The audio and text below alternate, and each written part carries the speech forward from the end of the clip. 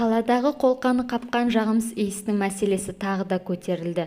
Аудан әкімдігі жанынан құрылған жұмысшы топ Кентавр жауапкершілігі шектеулі серіктестігінің өндіріс қалдықтары төгілетін полигонға барып, жағымсыз иісті жою жұмыстарымен танысты.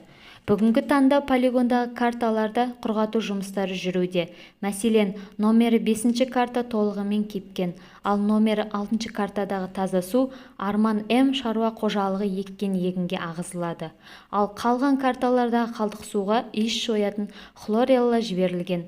Бүгінде қатты иіс шығып тұрған номері 1 картаға зауыттан шыққан қалдық сулар төгілуде. Бүгінгі мониторинг комиссияның осы Кентаврдың даладағы отходтарын төгетін 6 картаға келіп, осы тексеру жұмыстарын жүргізіп жатырмыз. Алдыңғы бұның комиссияның мақсаты осы жағымсыз иістің болдырмау үшін атқарылған жұмыстарын нәтижесін тексеруге келдік. Біз бірнеше рет осындай рейдтеріміз болды. Өздеріңіз білесіңдер, осы 20 жылдан бері осы жағымсыз иіс қаламыздың ауасын бұзып тұр. Осыны жою үшін біздер бірнеше рет тапсырма берілді. Осы иісті жою үшін, бірақ 100% нәтиже орындалмай тұр. Нәтижесі көрінбей тұр. Бірақ та алдыңда біздер қойған талаптарға Кентавр басшылығы жұмыс жасап жатыр екен. Ол мына 5 карта және 4 карталардың жижасы, балшығы, болотысы былай айтқанда, осының бәрін жою үшін жұмыстар жүргізген екен. Мына 5 картаны қарасақ, 80-90% кеуіп тұр екен. Бұда уже иістің жоқтығын белгілі болып тұр. Енді мына арада әлі бұл енді кеппеген, бұда әлі су жіберілген.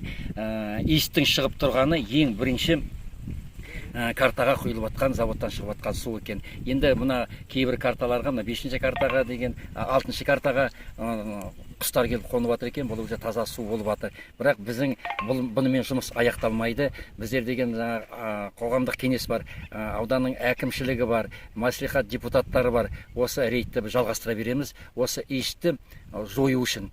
Енді 20 жылдан бері жойылмаған иісті 20 күнде жою мүмкін емес, бірақ та осының бәрін жою үшін жұмылып жұмыс жасаймыз деп мақсатта келіп жатырмыз. Енді осыны Кентавр әкімшілігі өздеріне мойнына алып, келешекте осыны жояды деген ойдамыз. Шаруа қожалығы өздері осы арадан 500 шаршы метр жер алып деген, оның 150 квадратный метріне гектарына деген дақылдар еккен екен, оның ішінде арпа еккен екен. Жаңа барып қарадық, суарма жұмыстары жүргізіліп жатыр екен. Өкінішке орай 3 күннен бері свет болмай тұр екен, тоқ жүйесі үзілген ба.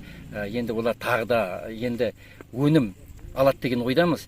Енді біз қолымыздан келмейді ғой. Жақсылап суарса, 15-20 центнерден гектарынан алса, ол үлкен жетістік деп ойлаймыз. Бұлай өзінің шаруа қожалығына, халыққа да сатуы мүмкін. Арпа, былай қарасақ, арпа жаман өсіп тұрған жоқ екен. Басындағы колосоктары, дәндері деген едәуір екен. Бірақ суарма жұмыстарын жүргізе берсе, жақсы өнім алады деген ойдамыз. Сол осы қожалығының арқасының өзінде осы иісті азайып тұрған сияқты. Осы жаңағы жымиығын алып, удобрение сеуіп, суын алып шашып жатыр. Соның өзі үлкен көмек болып тұр осы иісті жоюға.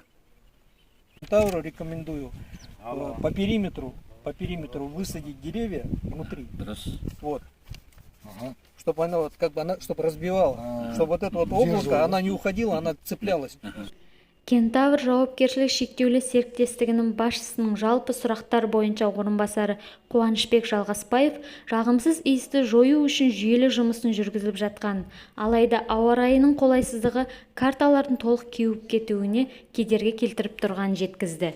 Дегенмен, жақын арада қураған карталардағы қалдықтарды арнайы техниканың көмегімен күреу жұмыстарының жасалатынын баяндады. Ресейдің Пермь қаласынан арнайы келген микробиолог Мамай Шабақовтың ұсынысымен карталардың айналасына ива ағаштарын егу жұмыстары жүргізілетінін мәлімдеді. Зерттеу нәтижесінде микробиолог маман 20 жылдан астам уақыт жиналған өндіріс қалдықтарының иісін толығымен жою үшін әлі уақыт керектігін айтты. Жіберілген иіс бұл жойылу керек. Халық үшін. кентавр үшін емес, я мен үшін емес, я басқа біреу үшін шығады. Солай ғой деген. Халық үшін.